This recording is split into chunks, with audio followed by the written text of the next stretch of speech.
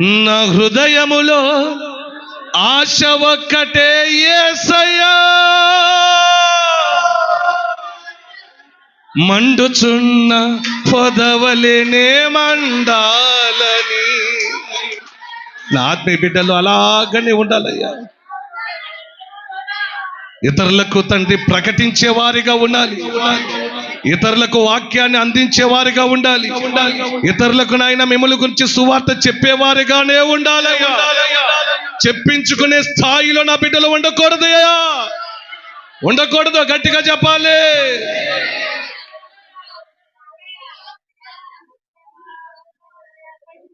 బలహీనతలో బలపరచే యేసయ్యా,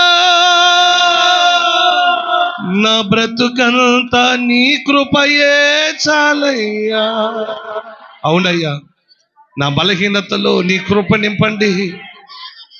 అర్హత యోగ్యత లేని అల్పుడునైనా నా స్తుతి యాగము కోరుకున్నావా?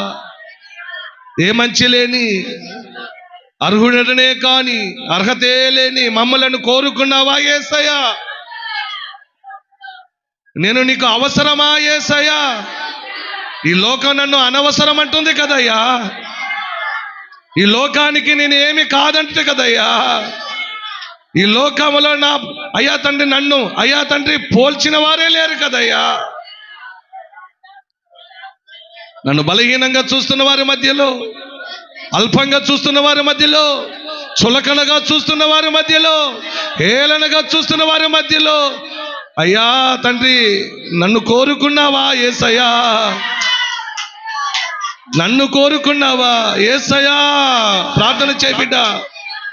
నేను కావాలా యేసయ్యా నీకు? అయ్యా నీ సేవ, నీ పరిచర్యలో నేను ఏమాత్రము సాగించగలనయ్యా? నీ పరిచర్యలో నమ్మకంగా నేను ఎలా ఉండగలుగుతానయ్యా? అర్హత యోగ్యత లేని నేను అయ్యా తండ్రి కావలసిన నీ బిడ్డగా నన్ను ఎంచుకున్న దేవా నీకు స్తోత్రం. చూడు బ్రదర్, చూడు సిస్టర్, అర్హత యోగ్యత మనకు ఏమాత్రము, పరిశుద్ధత పరిపక్వత ఏమీ లేకపోయినా దేవుడు నిన్నే కోరుకుంటున్నాడట. నువ్వు కావాలట. జ్ఞానము కలిగిన వారి మధ్యలో అజ్ఞానంగా బ్రతుకుతున్న మనల్నే కోరుకుంటున్నాడు.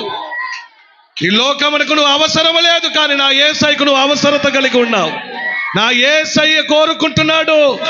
ఈ లోకము ఎవరు నిన్ను కోరుకోకపోయినా నా యేసయ్యకు నువ్వు అవసరమట. గట్టిగా చెబుదాం హల్లెలూయా.